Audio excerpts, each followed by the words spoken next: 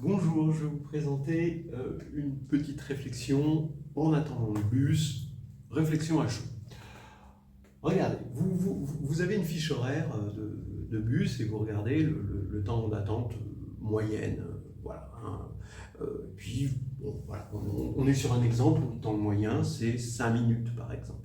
Donc vous estimez que vous allez attendre 2 minutes et demie, parce que si le temps moyen entre deux bus, c'est 5 minutes, votre espérance sur une loi uniforme, quand vous arrivez, ça va être l'intégrale de 0 à 1 de t dt, donc ça va être 1,5. Donc vous allez multiplier par 1,5 ce temps d'attente, évidemment, et vous vous dites, je vais attendre 2 minutes et demie, a priori, en moyenne.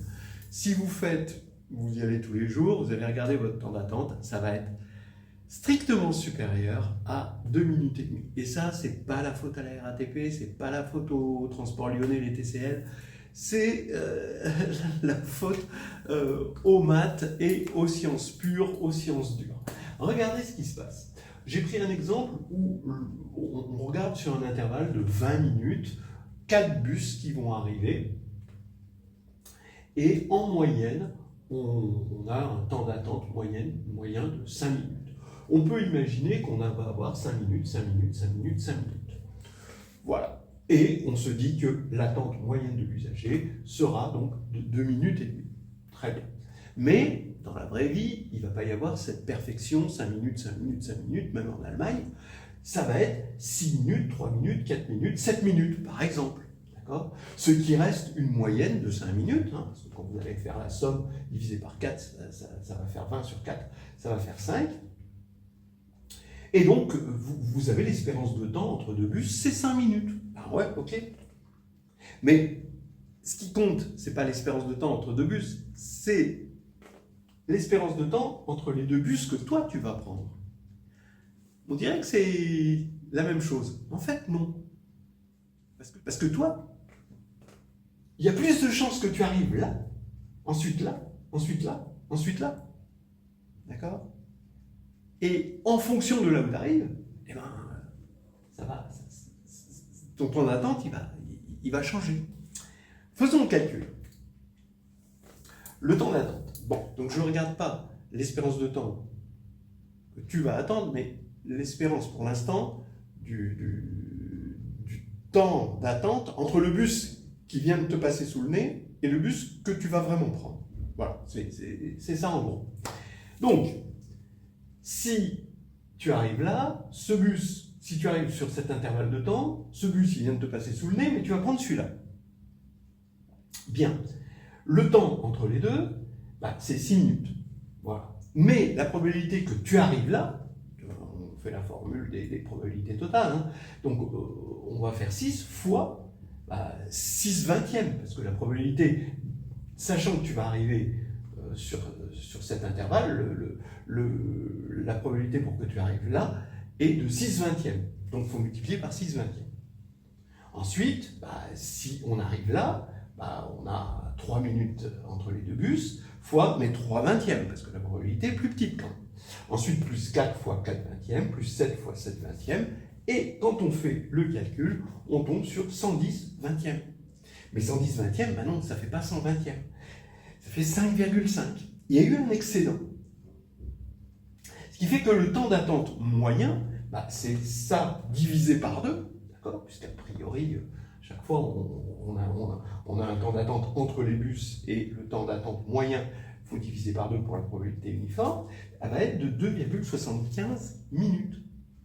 Alors on se dit peut-être qu'on n'a pas eu de chance, peut-être qu'à un autre moment ce serait 2,25. Non, à cause de la variance, regardez ce qui va se passer. On formalise ça un petit peu, on a mis DI, donc l'intervalle entre les bus, là on a T, le temps total, M, la moyenne, donc T égale N fois M, et l'espérance de DI, donc c'est cette moyenne M, la variance des DI, je vais l'appeler V. Donc regardez l'espérance du temps entre deux bus, c'est-à-dire entre le bus que tu as loupé et le bus que tu vas prendre, E de DU, de U comme usager, hein. Donc ça va être 1 sur T, somme des DI carrés, exactement comme ici. C'est-à-dire que les DI se sont retrouvés au carré, mais on divise, attention, par le temps. D'accord? Voilà. Ok. Donc ici, ce truc-là, bah, ça, c'est l'espérance de DI carré multiplié par N. Voilà. Donc on a N sur T, espérance de DI carré. Mais ouais, mais comme T est égal à N fois M, ça fait 1 sur M, espérance de DI carré. Mais l'espérance de DI carré, bah, c'est la moyenne au carré plus la variance. Ok, ça fait que l'espérance du temps, bah, c'est la moyenne, mais plus V sur M. C'est pour ça qu'il y a toujours un plus. La variance, elle est positive, hein.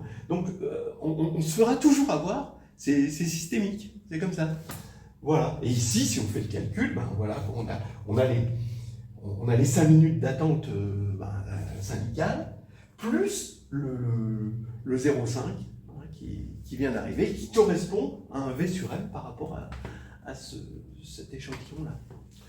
Voilà, voilà. Alors après, on peut se dire, tiens, il y a eu un décalage ici, finalement, entre le temps tel qu'il est sur la fiche horaire du bus, tel qu'il est annoncé, et dont on se doute que c'est une variable aléatoire quand même, ça va faire un peu l'accordéon, et le temps d'écart entre le bus qu'on a loupé et le bus qu'on va prendre. Ce qui n'est pas pareil.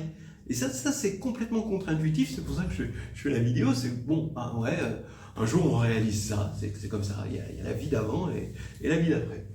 Ok, et il y a une différence, en fait, on réalise que c'est plus cher. Bon, bah, vaut mieux le savoir, hein, vaut mieux le savoir. Et on réalise en plus que ce DU dépend d'un moment supérieur. D'accord? Le moment d'ordre 1 de lui dépend du moment d'ordre 2 de lui. Donc quand on va faire la variance, eh ben, on va avoir l'espérance de DU carré moins l'espérance de DU, le tout carré. Mais l'espérance de DU carré, de la même manière, ça va être à 1 sur M près, ça va être le moment d'ordre 3 pour la ligne de bus, pour les horaires de la ligne de bus. Donc ici, ça va faire M3 sur M moins l'espérance de DU au carré, donc lui au carré. Vous voyez? Pareil, c'est monté d'un degré. Ce qui veut dire, donc, hein, en gros, là, pour l'espérance, nous, ce qui était intuitif, c'était qu'on allait attendre M sur 2. Et bien, il y a un excédent syndical qui est de V sur 2M. Et je voulais vous en parler pour que vous en ayez conscience. Voilà, allez, c'est terminé.